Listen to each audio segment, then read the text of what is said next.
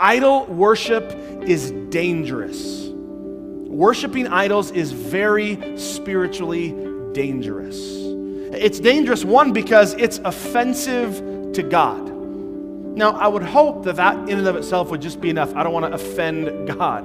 If you don't believe it, remember the 10 Commandments, kind of a big deal in the Bible. Remember the first 2 of the 10 Commandments are all about idols. It's God saying, don't do this. So it's kind of a big deal to God. And why is that? Why is God so offended by idols? Why does he want us to avoid idolatry so much? It's because God knows this, that he alone is the one true God, who is only the one who is worthy of worship. And he also knows this, that he's trying to protect us, because when we get caught up in worshiping false little gods, when we get caught up in worshiping idols, it hurts us. It causes us to be stuck in this endless cycle of searching after satisfaction and joy and peace and hope in these things that will never ultimately give it to us. And God doesn't want us that. He wants us to have life to the full. And he knows that as long as we are chasing after the idols, we are never going to experience it. Often when we think about idols, we think of those bad things in life. We think of things that are sort of overtly sinful. I don't want to have an idol. So maybe it's some sort of a chemical or substance abuse. And you say, yeah, that's an idol. You shouldn't have that addiction in your life. Or maybe it's some sort of sexual sin or immorality or pornography or something like that. And you say, yeah, that's an idol. You don't want to have that in your life. Or maybe it's something like this drive for power or status or money or greed. These things we see as kind of negative. And we say, yeah, don't bow down to those idols. And that's all true. Those are definitely idols, and we should not bow down to those things. But those aren't the only kind of idols in this world and in our lives. And in fact, what we're talking about today is how there are many seemingly good things that can become idols. You see, anything, no matter what it looks like, because there are a lot of good things that seem good on the surface, and they might be in and of themselves kind of a good thing, but if they start to creep up and take a higher place in our life than God, well, then that thing is an idol. Anytime something that is a good thing becomes the ultimate thing, well, that is an idol. Unbelievably serious. It starts out in our culture and the way it works with us to be unbelievably innocent, but in the end, overwhelmingly destructive. And let me explain to you how it happens. Idolatry in your heart and in my heart starts with a desire. And the desire isn't inherently wicked or wrong. All right? We have a desire to have a nice house. We have a desire to drive a nice car. We have a desire to have a relatively in shape body. I was very careful there. We have a desire for our kids to excel in athletics, because what will our legacy be if they're not a professional athlete? Christ save us. Now, we have a desire that we have money in the bank. We have a desire that we're safe. We have a desire that things are, in most ways, easy for us. We have a desire that our kids get a good education. We have a desire, and those things, there is nothing wrong with any of those things. Nothing. It is not wrong to want a nice house. It is not wrong nor sinful. It is not wrong nor sinful to want your kids to be safe. I mean, come on. It is not wrong or sinful to want a little cash. I want some cash. It's not wrong and sinful to want things to be relatively easy. It's not wrong or sinful. It's not wrong or sinful to be in shape or want to look good. That's not wrong or sinful. It's just not. It starts with a desire. Like, think of it, this thing in the palm of our hands. It starts as a simple desire. And then over time, the hand begins to close. And we say, this is no longer negotiable. And then all of a sudden, The nice house, it's non-negotiable. The nice car, it's non-negotiable. Safety, it's non-negotiable. Our kids' athletic career, non-negotiable. Money in the pocket, in the bank, non-negotiable. And now you have the birthing of an idol. And what ends up happening is we say, God, do whatever you want. God, be who you are, but don't touch this. Don't touch this. Don't touch work, because in work I find achievement and I find self-value. So I'll do whatever you say, but I'm not quitting this job. Don't risk my kids. Do whatever you want, but I want my kids to be safe. Do whatever you want, but I want my neighborhood to be safe. Do whatever you want, but I want, and what ends up happening is that hand closes and we say, this is no longer negotiable. It's no longer negotiable. And an idol has been born. Now, here's what happens. Here's what's so devastating.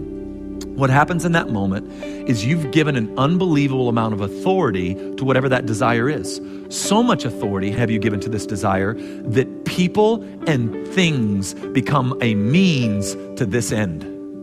So what I would say is that if work is your idol, then all of a sudden people at work are viewed by you and thought of by you, whether you like it or not, as a means to your progression up the ladder. An idol is anything that you worship.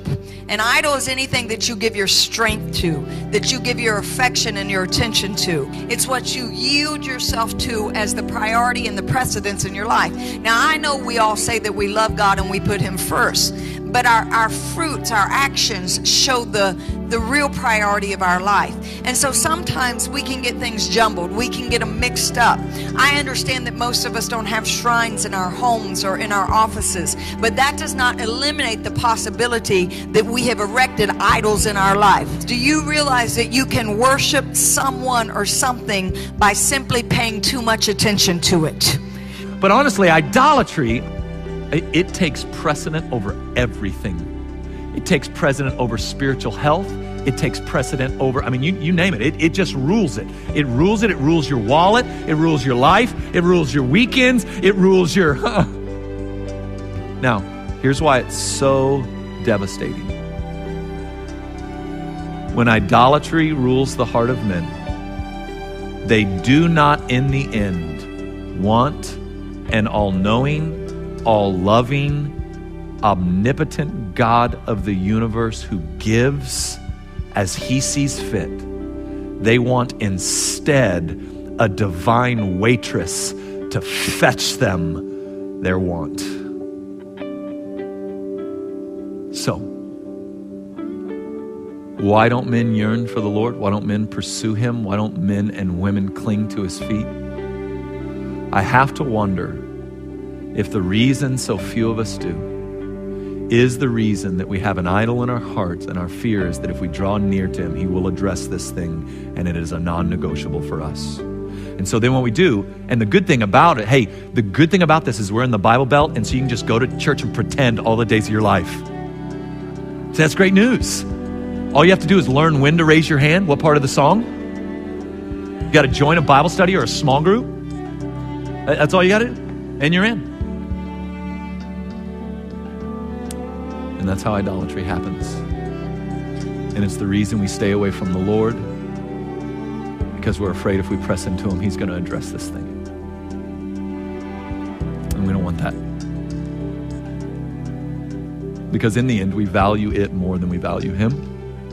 And we think in the end that this is more beautiful and more necessary than He is. So a person can be an idol in your life. If you spend your life trying to impress that person, trying to win their love, their attention, their affection, more than you try to impress God, more than you want to win the love of God or give your attention and your affection to God. It's not wrong to have people in our life. In fact, we need people.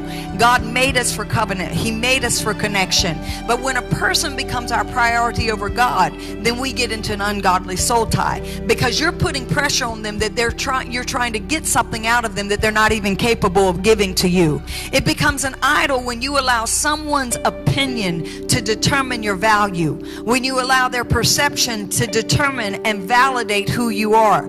That's where you begin to open the door to living for someone else, depending on them for your source instead of depending on God to be your source. And so what happens when you allow other people to validate you, when you allow what you do or what you have or a relationship that you're in, and I'm not talking about just in the context of marriage. It can be a pastor-sheep relationship. It can be friend relationship. It can be a worker, a boss relationship. It can be all different contexts. It can be marriage. It can be every different type of situation. But when you allow man's opinion to validate you and give you your value over what God says, then it becomes an ungodly soul tie and it becomes an idol, because you're looking to them for the source of life instead of looking to the one who is your source of life.